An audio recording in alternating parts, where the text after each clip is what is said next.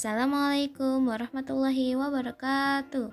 Halo teman-teman, selamat menyaksikan video pembelajaran mata kuliah perkembangan peserta didik yang berjudul Perkembangan Kecerdasan Majemuk. Sebelum ke materi, izinkan saya untuk memperkenalkan diri. Saya Indah Nur Akila, program studi PGSD kelas 2C. Langsung saja kita membahas materi yang pertama, yaitu latar belakang. Perkembangan kecerdasan anak merupakan aspek penting dalam dunia pendidikan, khususnya di jenjang sekolah dasar. Pemahaman tradisional tentang kecerdasan seringkali terbatas pada kemampuan intelektual yang diukur melalui tes IQ, yang hanya menilai aspek logika dan bahasa. Namun, teori kecerdasan majemuk yang dikembangkan oleh Howard Gardner pada tahun 1983 membuka paradigma baru dengan menyatakan bahwa kecerdasan manusia terdiri dari berbagai jenis yang beragam dan saling melengkapi. Nah, setiap anak itu memiliki potensi kecerdasan yang unik dan berbeda-beda. Oleh karena itu, pendekatan pembelajaran yang hanya berfokus pada satu jenis kecerdasan tidak cukup untuk mengakomodasi keberagaman potensi anak secara menyeluruh. Yang kedua, ada pengertian kecerdasan majemuk. Howard Gardner mengemukakan teori kecerdasan majemuk yang menyatakan bahwa kecerdasan manusia tidak tunggal, melainkan terdiri dari berbagai jenis kecerdasan yang saling melengkapi. Gardner mendefinisikan kecerdasan sebagai kemampuan untuk memecahkan masalah dan menghasilkan produk yang bernilai dalam konteks budaya tertentu, berbeda dengan pandangan tradisional yang hanya mengukur kecerdasan melalui kemampuan logika dan bahasa.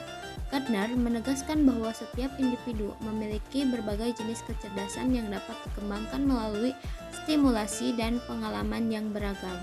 Maka dari itu, dengan memahami keberagaman jenis kecerdasan dan faktor-faktor yang mempengaruhinya, guru diharapkan mampu merancang strategi pembelajaran yang adaptif dan berpusat pada kebutuhan masing-masing siswa.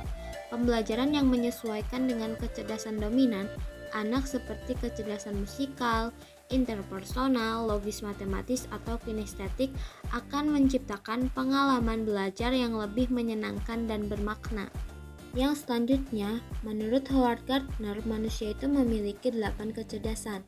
Yang pertama, kecerdasan linguistik, kemampuan untuk menyusun pikiran dengan jelas dan dapat menerjemahkan dalam bahasa yang lugas. Yang kedua, spasial visual. Ini berkaitan dengan kemampuan menangkap warna, arah, dan ruang secara akurat. Yang ketiga, kecerdasan logis matematis, biasanya berhubungan dengan angka atau matematika. Yang keempat, kecerdasan kinestetik. Ini merupakan kemampuan menggerakkan anggota tubuh sesuai dengan keinginan otak. Yang kelima, kecerdasan musik, kemampuan untuk menikmati, mengamati, membedakan, mengarang, membentuk, dan mengekspresikan musik. Yang keenam itu kecerdasan interpersonal, kemampuan dalam berkomunikasi, peka terhadap emosi orang lain. Yang ketujuh yaitu kecerdasan intrapersonal. Ini bisa mengelola emosi, perasaan, dan motivasi diri sendiri.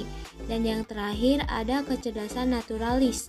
Biasanya anak yang mencintai alam atau suka dengan alam. Nah, dari 8 kecerdasan yang dikemukakan oleh Gardner dalam konteks pendidikan sekolah dasar, hanya 3 jenis kecerdasan utama yang sering menjadi fokus pengembangan, yaitu kecerdasan linguistik, kemampuan menggunakan bahasa secara efektif, baik lisan maupun tulisan. Anak dengan kecerdasan ini cenderung pandai bercerita, menulis, dan memahami kosakata dengan baik. Yang selanjutnya, kecerdasan logis matematis, kemampuan berpikir logis, analisis, dan memecahkan masalah secara matematika. Anak dengan kecerdasan ini suka berhitung, berpikir sistematis, dan tertarik pada pola serta hubungan sebab akibat. Dan yang terakhir, kecerdasan kinestetik, kemampuan menggunakan tubuh secara terampil untuk mengekspresikan ide dan emosi atau melakukan aktivitas fisik. Anak dengan kecerdasan ini aktif, suka bergerak, dan memiliki koordinasi motorik yang baik. Selanjutnya, faktor yang mempengaruhi kecerdasan anak. Setiap anak memiliki kombinasi kecerdasan yang berbeda, dan perkembangannya sangat dipengaruhi oleh berbagai faktor, yaitu yang pertama, faktor genetik atau bawaan, yang kedua, lingkungan keluarga, yang ketiga, pendidikan dan pengalaman belajar, Yang keempat, lingkungan sosial dan budaya. Yang kelima, faktor gizi dan kesehatan. Dan yang terakhir, motivasi dan minat anak. Nah, selanjutnya ada gaya belajar anak. Anak memiliki gaya belajar yang berbeda, yaitu visual, auditory, dan kinestetik. Penyesuaian metode pembelajaran dengan gaya belajar ini meningkatkan efektivitas pembelajaran dan perkembangan kecerdasan. Gaya belajar visual itu melalui penglihatan. Anak dengan gaya belajar visual cenderung lebih mudah memahami informasi jika disajikan dalam bentuk gambar, warna, grafik, atau video. Sedangkan gaya belajar auditori melalui pendengaran, anak yang memiliki gaya belajar ini lebih cepat menangkap informasi lewat suara. Mereka senang mendengarkan penjelasan cerita atau musik.